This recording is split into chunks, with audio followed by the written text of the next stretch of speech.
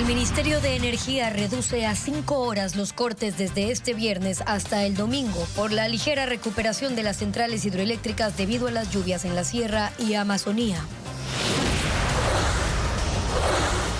1 hora y media duró la operación de rescate del futbolista Pedro Pablo Perlaza y su amigo. La UNACE tuvo que escalar montañas en Atacames para localizarlo en una covacha tras enfrentarse con 6 secuestradores. La audiencia de acción de protección planteada por la vicepresidenta Verónica Abad, que debía realizarse el 9 y fue adelantada para hoy, tuvo que ser aplazada para el lunes. El presidente Noboa vetó totalmente la reforma legislativa que prohibía la libre venta de leche en polvo y sustitutos de la leche materna. El incremento del IVA al 15% se mantendrá en el 2025, según un decreto ejecutivo. Alerta sobre nuevas maneras de estafa con mensajes de WhatsApp, texto y llamadas de call centers. Cerca de 200 millones de personas en alerta por la ola de frío que golpea al noreste de Estados Unidos y que incluye fuertes vientos, lluvias heladas, caída de árboles en 10 condados. Muy buen día, amigos. Iniciamos la información este jueves 5 de diciembre con un anuncio sobre la reducción de los cortes de energía en el país. Gaby, ¿qué tal? Hola Steffi, amigos, bienvenidos. Los apagones disminuyen a 5 horas diarias desde mañana viernes.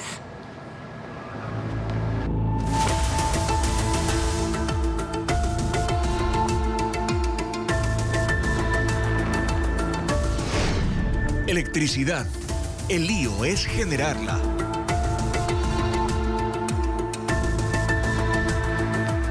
Desde mañana, los cortes de energía serán de 5 horas diarias y para la próxima semana el gobierno anunció que serán de 3 horas cada día. Sin embargo, las lluvias que empezaron a caer esta semana aún no son suficientes para aumentar la producción de electricidad y sostener la reducción de los apagones. Diego Cuenca describe la situación. Desde ese viernes hasta el domingo, el gobierno reduce los horarios de los apagones de 7 a 5 horas diarias. Y para la próxima semana ofrece disminuir a 3 horas. Sin embargo, el escenario hidroeléctrico no es óptimo para sostener esa medida, porque a pesar de que empezó a llover en la Sierra y Amazonía, los embalses de las centrales aún no están en condiciones normales para incrementar la generación de energía. Por ejemplo, en Azuay, las hidroeléctricas Mazare, Molino, Sopladora y Mina San Francisco, juntas pueden producir hasta 2027 megavatios. Pero esa primera semana de diciembre generaron hasta el 50% de capacidad, porque la cota de Mazare, que es el principal embalse del complejo Paute, sigue en riesgo. Está en 2.112 metros sobre el nivel del mar, por debajo del nivel mínimo para operar, que es 2.115. Por eso gran parte del día permanecen apagadas, para que el nivel de agua suba, aprovechando que los caudales de los 4 ríos de la capital Azuaya incrementaron por las precipitaciones de las últimas horas. Para cubrir ese déficit, del Operador Nacional de Electricidad SENACE se sostiene de Coca-Cola Sinclair, que está en Napo y cuya producción no siempre aumenta, pues la última semana de noviembre entregó un promedio de 400 megavatios. Pero en las últimas horas, las lluvias en la Amazonía incrementaron el caudal del río Coca a 160 metros cúbicos por segundo. Y cuando eso ocurre, la central puede generar más de 1.000 megavatios. Por ejemplo, a las 10 de la mañana de ese jueves, entregó 920 megavatios. Otras centrales que se están beneficiando de las precipitaciones son Agoyán en Tungurahua, que puede generar 160 megavatios, y Manduriacu en Pichincha, que produce 65 megavatios más. Así la producción de energía mejora únicamente porque empieza la época lluviosa. Entre el 25 y 30 de noviembre por las mañanas el parque termoeléctrico, hidroeléctrico y con la energía de Colombia producían 2.247 megavatios. Y la primera semana de diciembre por las mañanas generan 3.300 megavatios para todo el país. Este escenario también está marcado porque el consumo aumentó por la época navideña y el calor que soporta la costa en los últimos días. Vamos a revisar los horarios de racionamiento del servicio eléctrico para este viernes, sábado y domingo, que serán de 5 horas y en 2 franjas. Primero en Guayaquil, en sectores como por ejemplo La Alborada, Samanes, la avenida Francisco de Orellana, Nueva Prosperina y Monte Sinaí, serán entre las 3 y las 5 de la mañana y desde las 12 del mediodía hasta las 3 de la tarde. Vamos a ver qué va a pasar con Cuenca, el Parque Miraflores, el Colegio Manuel Calle, la Avenida España, el aeropuerto. Tendrá sus cortes de energía desde las 4 de la mañana hasta las 7 de la mañana y desde las 11 de la mañana hasta la 1 de la tarde. Mientras tanto, vamos a ver qué pasa en la capital. En Quito, Chimbacalle, Belisario Quevedo, Iñaquito, por ejemplo, tendrá apagones, es decir, suspensiones desde las 8 de la mañana hasta las 11 y también desde las 20 horas hasta las 22 horas. Esto será el sábado y el domingo en los barrios que especificamos ahora mismo. Nuevamente se pospone la audiencia sobre la suspensión de la vicepresidenta Verónica Abad. La jueza decidió mantener la fecha inicial por reclamo de Abad y porque la ministra de Trabajo ingresó un extenso escrito a último momento. Jacqueline Rodas con los detalles. A las 9 en punto, la vicepresidenta de la República, Verónica Abad, llegó al Complejo Judicial Norte de Quito para la continuación de la audiencia de acción de protección con la que busca revertir su suspensión. Anoche, los abogados de Abad pidieron a la jueza Nubia Vera que se respete la convocatoria inicial para el 9 de diciembre, porque ellos no pueden viajar a Quito por compromisos profesionales adquiridos antes de que se adelante la audiencia para este jueves. ¿Cuál es la razón por haber cambiado en forma sorpresiva, abrupta, la audiencia para el día de hoy?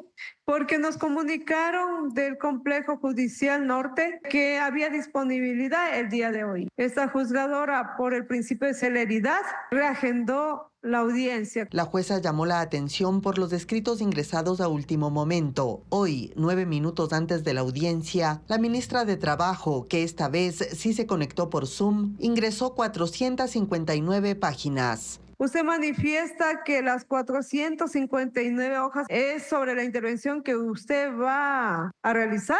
¿Me aclara esto, por favor, para que escuchemos todos? Sí, efectivamente. Así me lo permite la Ley Orgánica de Garantías Jurisdiccionales. La jueza Vera le recordó que el pasado viernes ya intervino durante 85 minutos el delegado que ella envió. Ese día el funcionario fue ampliamente criticado por no poder contestar en qué norma consta la suspensión por 150 días que le impusieron a la vicepresidenta. La jueza aclaró a la ministra que solo tendrá una réplica de 10 minutos al final. La audiencia se suspendió para el lunes por el pedido de Abad y por el escrito tardío y extenso de la ministra. La vicepresidenta se sintió mal y necesitó ayuda para salir de la sala. Seguimos pidiendo justicia.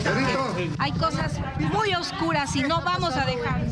Aún falta la intervención de 41 personas que se inscribieron para exponer a favor y en contra de la suspensión de Verónica Abad.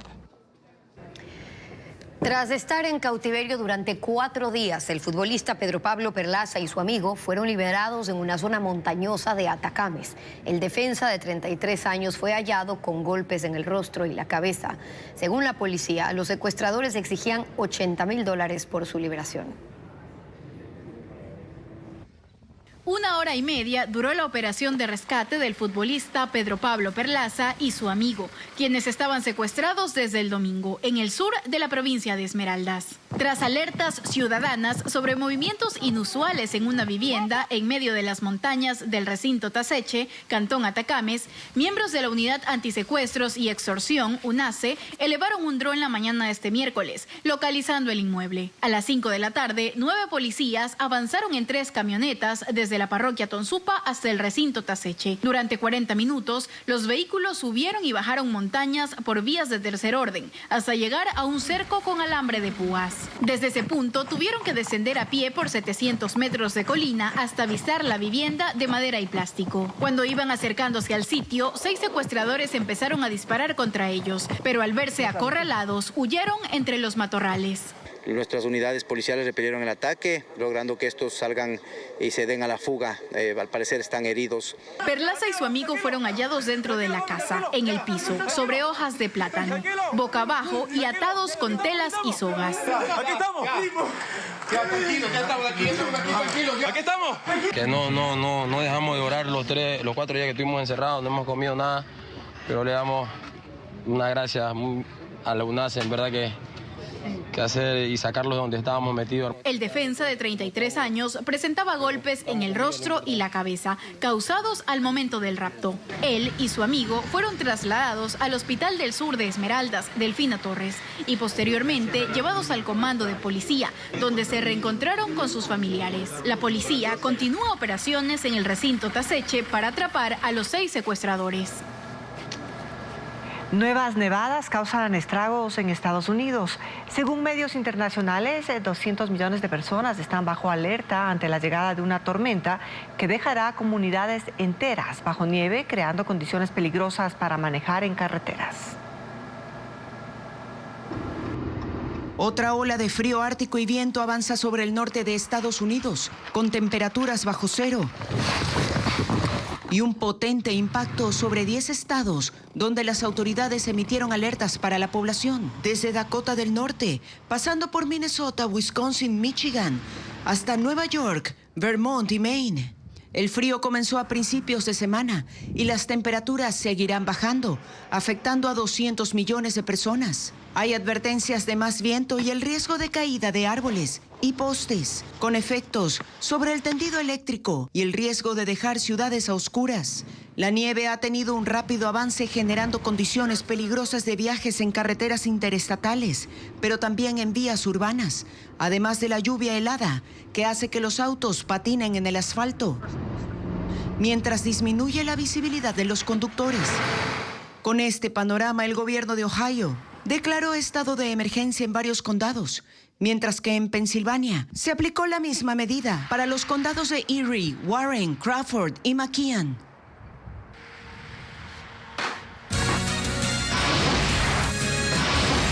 Vamos a una pausa y al regresar, el presidente Daniel Noboa vetó totalmente la ley de lactancia materna aprobada por la Asamblea. Al volver le contamos cuál fue la justificación.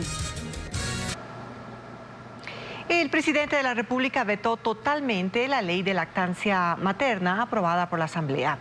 El régimen no está de acuerdo en que los sustitutos de la leche materna se vendan solo con receta médica. Patricio Díaz conversó con quienes defienden y cuestionan la medida. El proyecto de ley para el fomento y protección de la lactancia materna no podrá ser tratado durante un año. El presidente de la República vetó totalmente el texto aprobado por la Asamblea. Cuestionó el artículo que prohibía la venta libre al público de sustitutos de leche materna. La propuesta indicaba que solo se podría vender bajo prescripción de un médico. El Ejecutivo dice que esa limitación crea un obstáculo que pone en riesgo la salud y alimentación de nuestros infantes. En el documento remitido a la Asamblea, además dice que no es correcto imponer a la mujer la lactancia materna, pues hay una afectación directa a los derechos. La decisión del legislativo había generado posiciones a favor y en contra. La Asociación de Neonatólogos dijo que la mejor opción en una ley de lactancia materna es promover, antes que prohibir. Porque una madre que trabaja puede necesitar en algún rato apoyarse con la fórmula infantil. Lo que nosotros debemos garantizar es el acceso a este niño a que tenga más tiempo con su madre y más apego para que pueda lactar. Humberto Tapia, médico y legislador, defendió que los sustitutos de la leche no sean de venta libre. Organizaciones como OMS, UNICEF, entre otras, según él, alertan sobre el uso indiscriminado de esos productos. Lo que no debe abrirse es la puerta para que como única opción sea el mercado de las leches el que le solucione el problema de la lactancia materna. Lo complica. Las empresas que distribuyen estos productos no se pronunciaron. El presidente Noboa dispuso mantener la tarifa del impuesto al valor agregado IVA al 15% durante el año 2025. El mandatario enfatizó la importancia de tomar acciones económicas para garantizar los ingresos que contribuyan a la sostenibilidad de las finanzas públicas, la estabilidad y las operaciones contra el conflicto armado interno. En la decisión se consideró la recomendación y el dictamen favorable del Ministerio de Finanzas. El IVA del 15% rige en el país desde el pasado 1 de abril.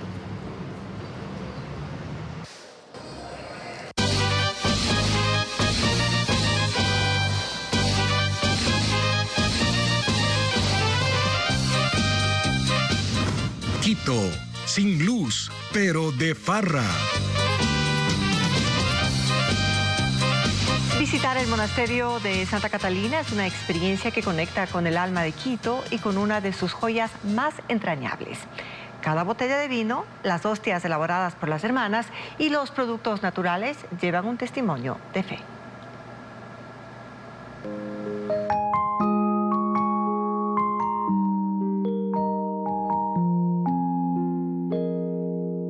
Detrás de los muros silenciosos del monasterio de Santa Catalina se esconde un tesoro que mezcla fe, trabajo y dedicación.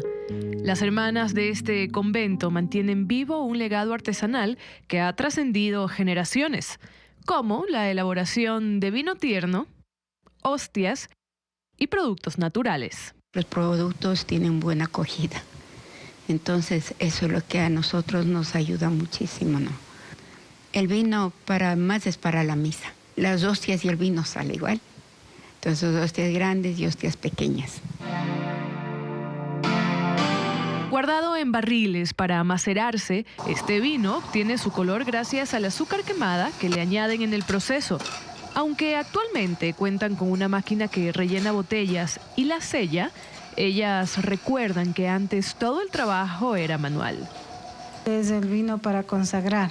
Eso llevan también como para remedio para los niños que no pueden hablar o también para adultos o algún compromiso social. La elaboración de las hostias es otra de las actividades emblemáticas del monasterio que son distribuidas a distintas comunidades dentro y fuera del país. Este proceso que llevan a cabo con precisión y cuidado también es una conexión con el servicio religioso. Dentro del convento se produce la mayoría de la materia prima. Durante la pandemia cerraron su histórica farmacia que ofrecía remedios naturales. Sin embargo, las hermanas tienen planes de reabrirla y de volver a Quito este rincón de salud y tradición. Los ciberdelincuentes usan mensajes de texto para alertar de compras ficticias a usuarios. La intención es acceder a sus datos bancarios y hacer recargos por miles de dólares. Diego Puente con la información. Si recibe un mensaje sobre una compra que además no hizo, desconfíe, porque ese es otro de los métodos que están usando los ciberdelincuentes para acceder a datos bancarios, números de tarjeta de crédito y códigos de seguridad. La estafa comienza con un mensaje alarmante. Usan nombres de bancos reconocidos y de tiendas donde supuestamente hizo la compra que sobrepasa $500. Buscan que el usuario se preocupe y llame de inmediato a un call center cuyo número se detalla al final del texto para bloquear la tarjeta. Al otro lado de la línea está un interlocutor decidido a obtener sus datos reales. Esa información servirá para realizar compras o recargar servicios de empresas registradas en el exterior. Los perjuicios pueden oscilar, según la policía, entre $5,000 y $10,000 antes de que se dé cuenta. Que los delincuentes utilizan una técnica que se llama ingeniería social. Pues la ingeniería social es básicamente aprovecharte de la ingenuidad o desconocimiento de las personas en el uso de, vamos a ver así, canales tecnológicos. Las estafas también llegan por WhatsApp. En esos textos indican rebajas, promociones o premios. Los delincuentes acompañan un enlace con dos objetivos. El primero es clonar el WhatsApp para luego pedir dinero a sus contactos cercanos. Y el segundo es conseguir datos bancarios mediante formularios. Los mismos bancos le dicen y le envían la publicidad necesaria para decirle que ellos jamás le piden datos sensibles. Nada de pines de tarjeta o nada de cuentas o nada de información sensible del usuario. Los expertos recomiendan que cuando lleguen estos mensajes, el usuario guarde la calma. Si no tiene tarjetas de crédito de las entidades bancarias que se nombran en los textos, los elimine. Si hay dudas de una posible clonación, llame a los números de contacto oficial que están en los reversos de la tarjeta. Y sobre todo, que no entregue información personal. Igualmente, que rechace las promociones de remitentes no seguros, de empresas que prometen productos muy económicos o beneficios no solicitados como viajes y boletos de avión gratis. Y que jamás llene formularios con datos bancarios.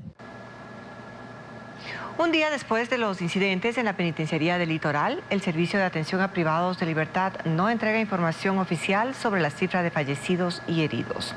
Ahí las visitas, la entrega de medicinas y el economato están suspendidos mientras los operativos continúan. Nos informa Bessie Granja. 12 horas después de los incidentes en la penitenciaría del litoral de Guayaquil, no hay datos oficiales sobre cuántos presos fueron asesinados o resultaron heridos, tras los nuevos enfrentamientos que se registraron la tarde del miércoles. En los exteriores del Centro de Rehabilitación Social nadie da información sobre lo ocurrido, pero se conoce que adentro continúan los operativos militares y policiales para controlar el nivel de violencia. Las visitas están suspendidas, lo mismo la entrega del economato, esta ración alimenticia comprada por los familiares de los presos, así como la recepción de medicinas para los reos con enfermedades catastróficas. Lo que se conoce sobre lo ocurrido es preliminar y lo dijo extraoficialmente la policía. Un reo murió y 7 presentan lesiones tras la explosión y disparos registrados en el pabellón 3 de esta cárcel. Sin embargo, esta nueva explosión también ocurre en el mismo pabellón donde el pasado 12 de noviembre 17 presos fueron asesinados y 15 resultaron heridos en un enfrentamiento entre bandas criminales que siguen operando en dicho centro carcelario. Esto pese al régimen militar que instauró el gobierno desde el pasado 9 de enero, una estrategia considerada poco eficaz por organizaciones de derechos humanos en Ecuador. Fuerzas Armadas no tiene la competencia ni de controlar la seguridad de los pabellones, ni mucho menos asegurar la rehabilitación social. En septiembre pasado, el Comité de la Tortura de Naciones Unidas emitió un informe donde expresó su preocupación por la situación de los presos en el país. Las muertes violentas se incrementaron en las últimas 24 horas en 3 provincias costeras. El bloque de seguridad decomisó más de 2 toneladas de droga en Manabí y la policía detuvo a 72 personas durante una operación simultánea en 8 provincias. Paul Romero con los detalles.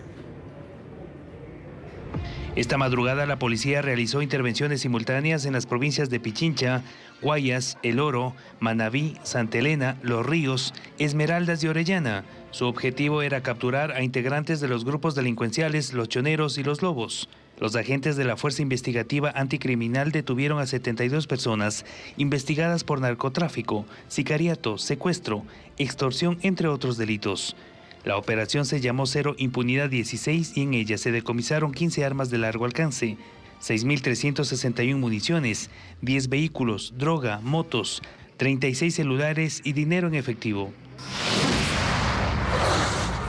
El bloque de seguridad decomisó más de 2 toneladas de droga en la playa Liguiquí a 35 kilómetros de Manta. La cocaína estaba enterrada y empaquetada en 63 sacos de yute con 1.816 bloques identificados con las letras RR, lista para enviar al exterior por el Pacífico. Según la policía, en este sector de Manabí funcionaba un centro de acopio clandestino que se descubrió con información reservada del plan de recompensa. No hubo detenidos. Según la policía, la droga está valorada en $56 millones en el mercado internacional. En menos de 24 horas hubo 9 muertes violentas en Manabí, provincia en estado de excepción. Esta mañana la policía confirmó el hallazgo de 6 cuerpos en la vía Boyacá-Chone que tenían amarradas las manos y con heridas de bala. El primer ministro de Francia, Michel Barnier, presentó su renuncia ante el presidente Emmanuel Macron luego de su destitución por parte de la Asamblea Nacional. La salida de Barnier dejó a Francia sin un presupuesto aprobado para el funcionamiento del Estado y plantea un desafío para Macron, que deberá nombrar un nuevo funcionario y reorganizar todo el gabinete en consenso con las principales fuerzas opositoras que dominan el Parlamento. Macron hablará esta tarde sobre su visión de esta crisis política y, aunque también hay pedidos para que renuncie, ha dicho que seguirá gobernando hasta el final de su periodo en 2027. Quito, sin luz, pero de farra.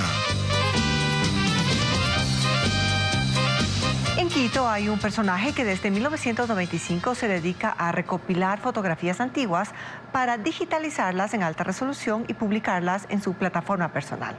Se trata de Rafael Racines. Él ha logrado crear un banco de imágenes con fotografías, algunas de las cuales datan de 1862. Recuperar el valioso legado fotográfico de Quito es la misión que Rafael Racines se autoimpuso. Su pasión por la fotografía le ha permitido reconstruir una parte de la historia quiteña. Se convirtió en un guardián de la evolución urbana de la capital y ha recopilado fotografías, recorrido barrios tradicionales, documentado y digitalizado sus sitios emblemáticos y las costumbres de su gente. Las fotografías que conserva no son pocas. He logrado recopilar alrededor de 25.000 fotos, 25.000 fotografías de la ciudad de Quito, aparte de otras ciudades del Ecuador, pero yo me he enfocado exclusivamente a mi ciudad, Quito. Su archivo está meticulosamente organizado por barrios. Este nivel de detalle lo convierte en una enciclopedia viviente. Asocia los hechos y lugares con su propia experiencia y las historias transmitidas por su familia, facilitando la narración de la información que genera cada fotografía. Hay una foto que a mí siempre me sorprende, que es del sector de adelante de la compañía, siglo XIX. Y está una indígena por media calle caminando, cargada con su carga atrás, su costal. Estaba caminando por la acera y cuando venía el patrón, el amo, el señor de terno, no es que ellos le conocían, era el señor que estaba con terno, se bajaban de la acera. Por el respeto, por el miedo.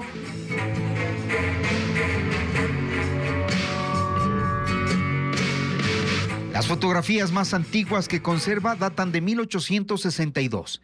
Entre ellas destaca una imagen del Palacio de Gobierno cuando tenía gradas frontales hacia la Plaza Grande. Su investigación documenta transformaciones como el cierre de la plaza.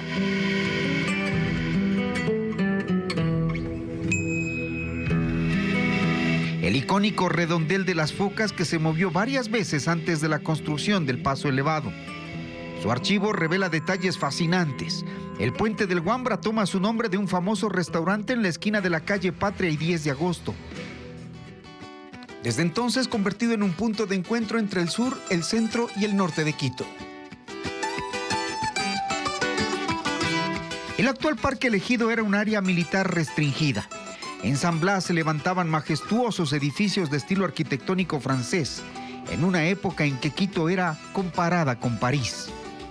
Cada imagen antigua tiene su contraparte contemporánea, enriqueciendo un trabajo que este recopilador espera compartir en una plataforma digital para que los ciudadanos puedan emprender un viaje visual al pasado y redescubrir la historia de Quito. La ciudad de Nueva York inauguró oficialmente la temporada navideña con el tradicional encendido del árbol de Rockefeller Center en Manhattan.